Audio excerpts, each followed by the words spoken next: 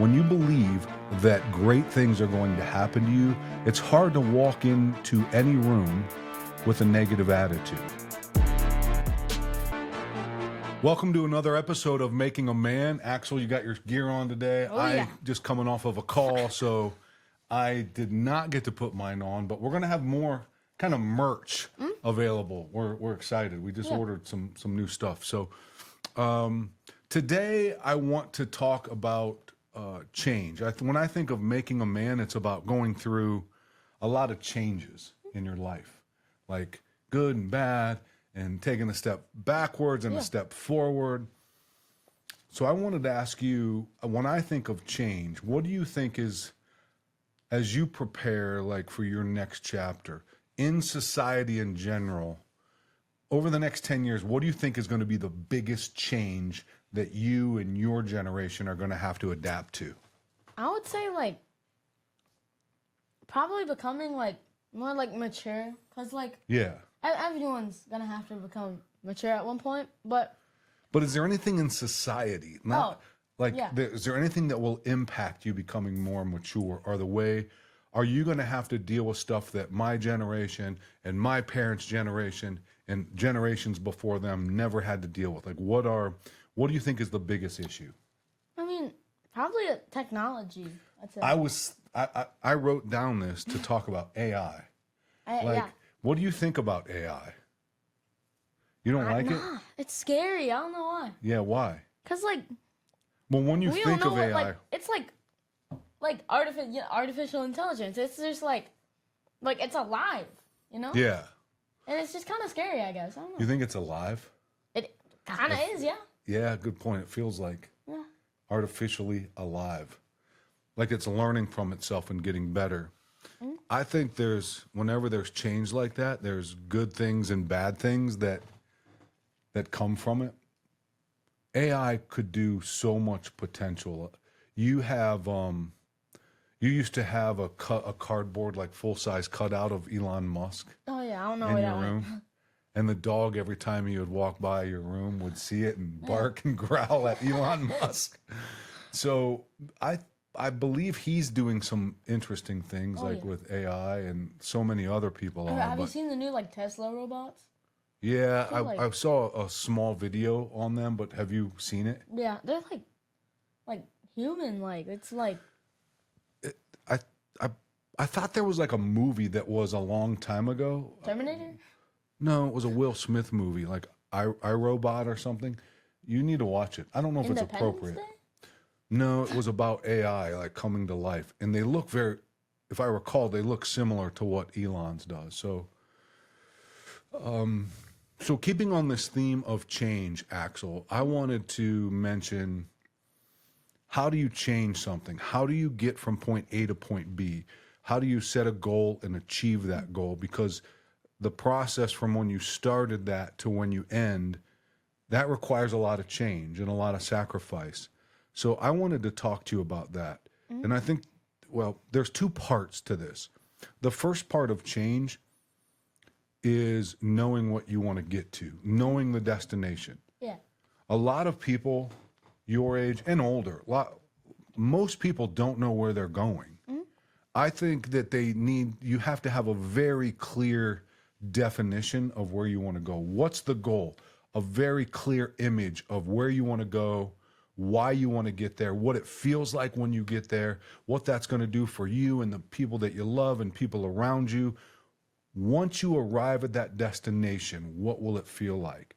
People just don't have that clear desire. And you might be too young to know what that career looks like for you, but whether it's getting better at sports that you're in, or getting good grades, or being a better friend or a better brother to your sisters, knowing what you think that looks like at the end and working towards that, to me, is change, positive change. Would you agree? Yeah, I think one of the other main aspects is hard work. It's gonna take a while to get there, and you're gonna have to put in the work. Yep. Yeah, you have to be willing to do the work. And that's the next part of this that I want to talk to you about. I have whenever I speak to kids in college or something, I bring this up.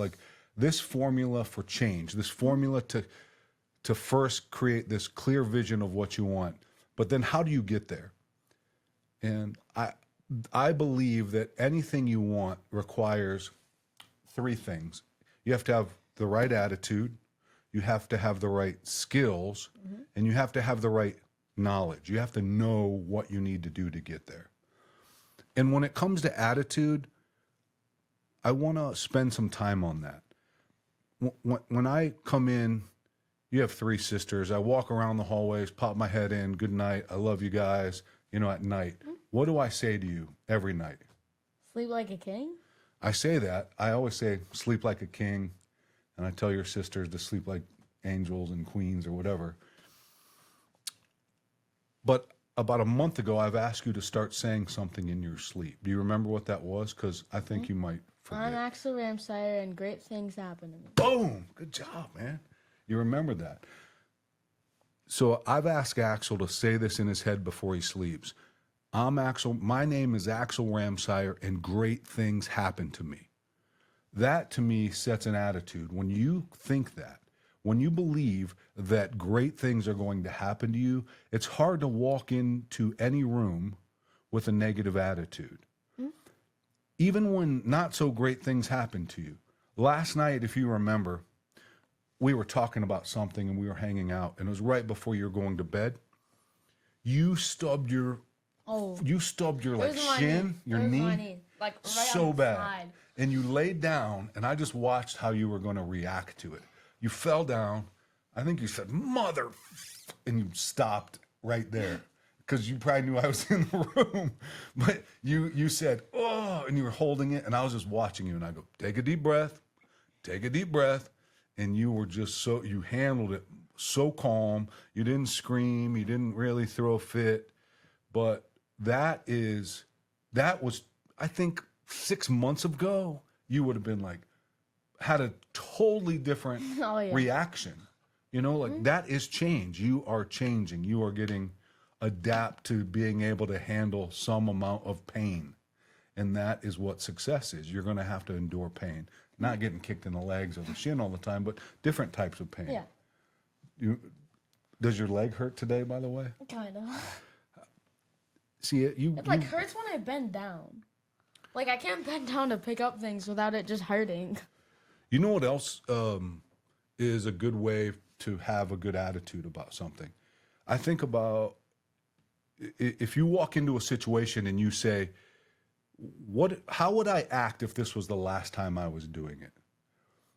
When you went to like the amusement park last time, if you knew that was the last time you were ever going to go to an amusement park, you probably would have acted differently. Yeah. If you knew that this was the last time you and I would ever spend time together, if you knew it, both of us, we would act differently, because I don't ever want to lose you, and hopefully vice versa. But you act differently when you act like this is the last time I'm going to do it. If this was our last show and we were never going to do a show like this, we'd have to make it great so we remember it.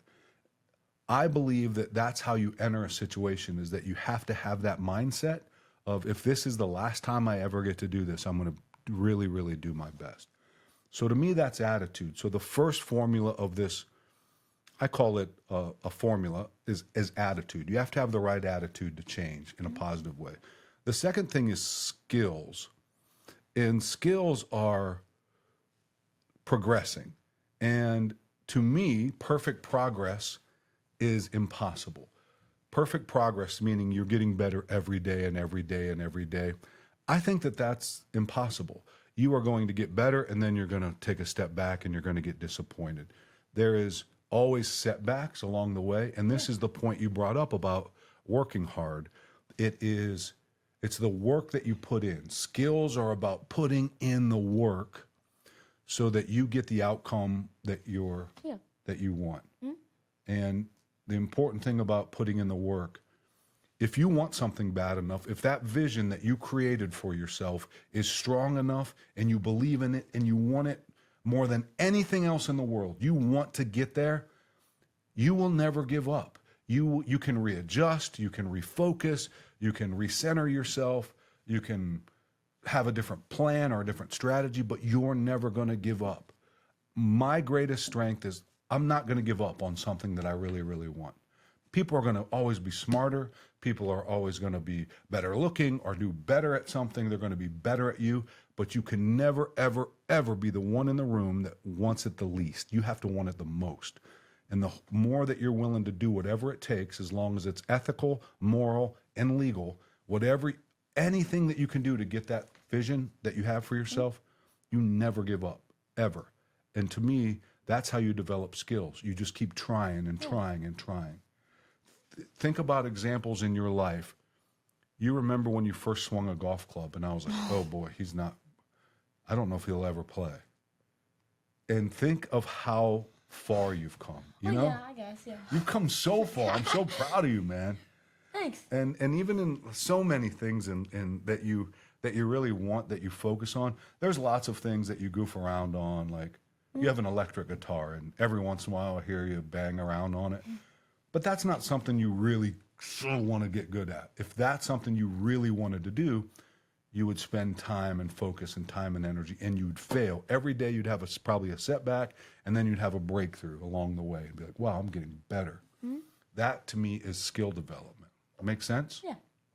So attitude, skills. The last one real quick is knowledge. And knowledge is curiosity. Knowledge isn't being the smartest person about a specific topic. But whatever that vision is, if you wanted to be a doctor or a lawyer or an entrepreneur or whatever it is, a stand-up comedian, we've talked about that you want to do that. Like whatever, I don't care, whatever that is, you picture yourself up on the stage making people laugh, and you have to be curious. You have to be willing to ask people questions that do that. You have to put yourself in that situation that a joke might not hit, and you might feel embarrassed, and it might not work out. But being curious is knowledge of questioning norms and maybe doing things in a different way. I think that's important. Any thoughts on that? I mean, well, not really. I don't think so. Yeah. And so attitude, skills, knowledge. Yeah. Anything that you want in life, those three things I really believe are important. Yeah. And those three things determine, if you think of attitude, skills, and knowledge, ASK, that's what they start with. And ASK spells ask. If you can have all of those things, but I believe if you don't ask for them, you'll never experience that vision. So if you wanted to make $1 million a year, or $5 million a year, or $6 million, $2 million is depending on your attitude, $2 million will be dependent on your skills, $2 million will be dependent on your knowledge. You've got to have all three of those, because if you don't, you're going to fall short of those expectations. And ASK stands for ask, and in order for you to get all of those, you've got to be unafraid to ask for what you want. You have to walk into a room and say, I want to be here, can you help me get there? Or what do I need to do? Or if you were me, what would you do to help me get there? You have to be willing to ask for what you want. People in life that get what they want ask for help along the way. The people that are too embarrassed or maybe too ashamed or maybe too shy, that's why I want you to be super outgoing. If you are outgoing and you are willing to ask the tough questions and be curious and ask for help and reach out, those are the people that succeed. Make sense? Yeah. Thanks for listening to me rant. I have some questions for you. It is holiday season coming up. One of your favorites, Halloween. What's your costume this year? You going to? I'm a bank robber. You're I a bank got robber? an LED mask, like everything. It's fun. Yeah. And all my friends are coming over, so that's gonna be even more fun. You're But this pretty- is my last year trick or treating, so This is like you said earlier, I'm just gonna have the most fun I can. good. I like that. And next year you're going to be handing out candy with me Might hit a little houses, but in the boring zone. Yeah. We have a couple houses that hand out the big dogs, and you're going to like go over there probably. So bank robbers, what are your friends dressing up as?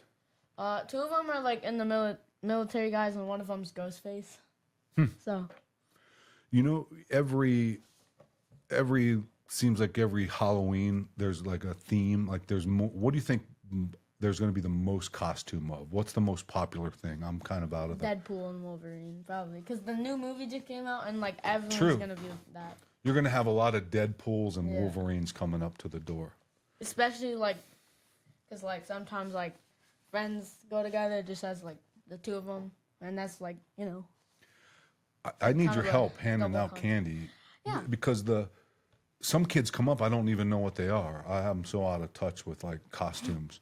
I'm like, oh, you're an M&M. And they're like, I'm a tennis ball. Or something like that. I get it wrong. I always guess wrong. Yeah. When you go trick-or-treating, what's the best candy?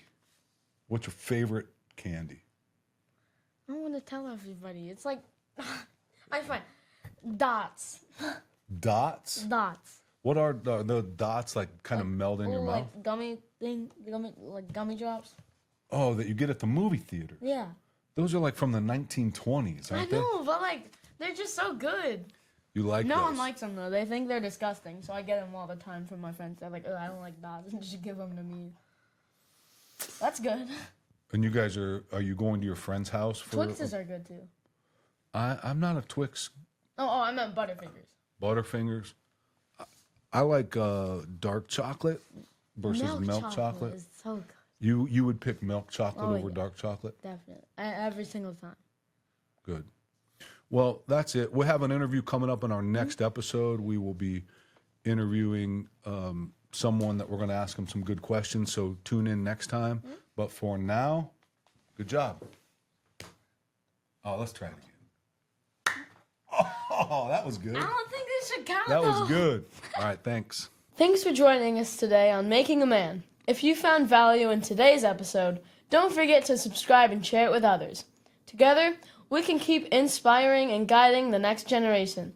Thank you. See you next time. Oh!